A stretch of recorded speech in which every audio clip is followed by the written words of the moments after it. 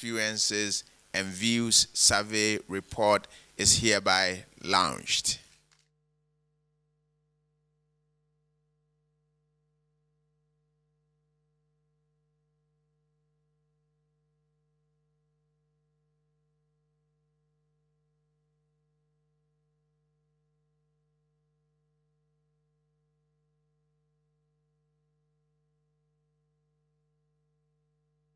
We'll bring you details of that, but let's look at what else is contained in this report that ranks the Ghana Police Service as the most corrupt institution in Ghana. So the scope of bribery, it's bribery and corruption, give and take. So 26.7% of the adult population, we're told, paid a bribe to a public official in 2021.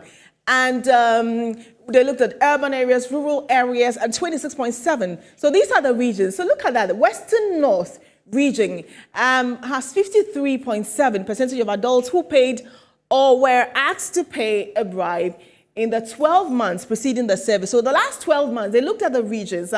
Let me go to Greater Accra. Interesting, Greater Accra, about 30.2% of the people said they had paid some form of bribe in the last 12 months. Ahafo says 47.0%, Northeast 41.0%.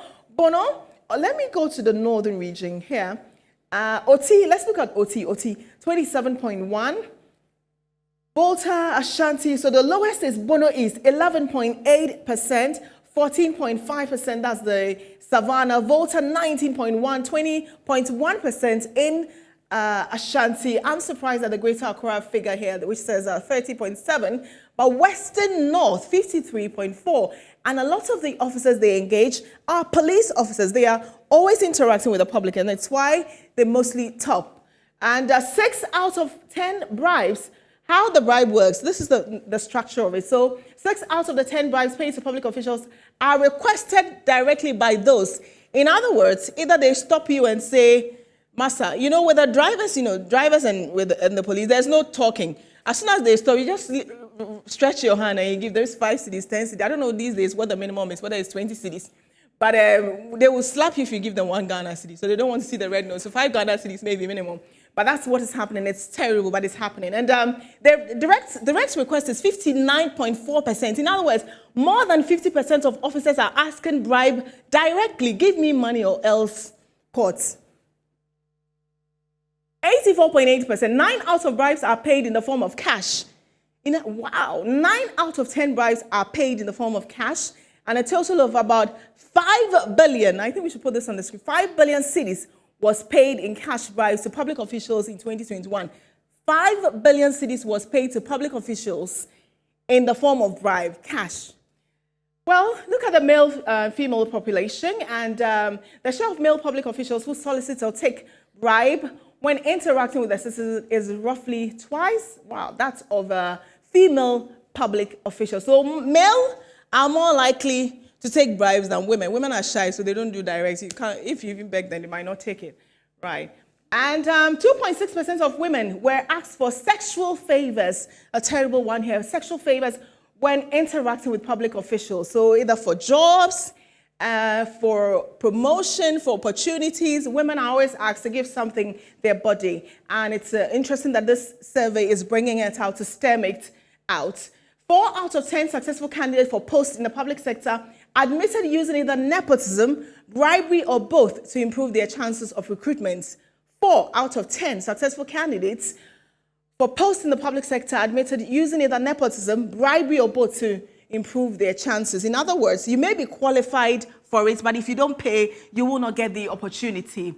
And 1 out of 10 citizens say they were also offered a bribe in the last 10 months. So like I said, we'll be breaking it down. This is News Night. We don't have a lot of time to tell you everything, but we will break it down in our subsequent bulletins. But let's see. So these are the officials who were named in the survey. So who are they? Ghana Immigration Service, GRA, Lands Commission, DVLA, Passport Agency, prosecutors, judges, and magistrates. Remember, they were caught taking goats in that Anas Arimio, Anas undercover reports. Judges, magistrates, prosecutors are all here. National Road Safety Authority, prison officials, MMDAs, ministries, people paid to have their contracts approved. GRA, Ghana members of the armed forces, embassy, public officials, public utility officials, embassy and or consulate, teachers, doctors, executive branch of government, elected and social security elected, and all of these people, and Ghana police managed to beat all of them and take the #1 position. Okay, so that's just about it. Like I said, we'll definitely be giving you more. But this is just to give you an idea of exactly what is happening in this country. And we'll go on Zoom and speak to Edem Senanu. Edem Senanu is the Director of Citizen Movement Against Corruption. Very good evening, and thank you very much for joining us. Thank you for having me. First of all, are you surprised that Ghana police topped? And also the names that you saw here with judges, immigration, GRA, is any of the names that surprise you? I mean, the consulate here did surprise me, though. Well, not surprising that we have different categories of groupings in this. Right. I think what hit me was the estimated 5 billion. I was like, right. Wow. Right. We know it's going on, we know it's bad, but this suddenly puts a figure to it and it hits you that really the country is bleeding. Mm. And let's talk about the Ghana Police Service. They seem to be at top, at least in previous ones I have seen that. Is it because of the constant, regular interaction with the public? And why do they keep, is it that the reports don't shame them enough? What can we do to shame them enough to leave the top? I think it will be a combination of factors. Certainly because the police are out there, and I'm sure if they disaggregated the data, would find that perhaps the MTTU division of the police service is the one where you would have a lot of disengagement and issues going on, and perhaps also the police stations. But yes, obviously, because they're engaging people a lot more, and also because we have not robustly dealt with this in the past. You see, all the research shows that when you set good precedents, in other words, find people culpable, jail them, sanction them, collect their money, collect their properties, shame them, name them, gradually there's a sense that you can't get away with this. It's high risk, it's low gain. But to the extent that we've not done enough of that, I mean, all these high profile cases that have come up, very little action or traction, very little sanctioning or prosecution and jailing, people think they can get away with it. So then what? Do we throw our hands in the air and, do nothing? Because you saw the figure, 5 billion cedis in a year. I think that we need to be a lot more innovative in coming up with mechanisms and strategies. I would like to see a fast-track corruption court where issues that are brought up, people are sent and quickly. I mean, we need to understand that this is a big issue for us, and you want it quickly prosecuted, rather than it takes forever, joins the line of whatever cases are in court. I think that's important. I think it's also good that we're having a lot more investigation. I think we need a lot more investigative journalism going on, like the likes of menace and NAS, and not just to the extent of the bulk figures, but naming and shaming specific persons. I mean, the more that begins to happen, then you're not sure whether somebody has walked into your office with a pen that is recording, or, public officers are going to be more cautious. So we need a lot more investigative journalism, recordings, and then making it high profile, letting the people go through the court processes, get them jailed, and working together, civil society, anti-graft agencies, media.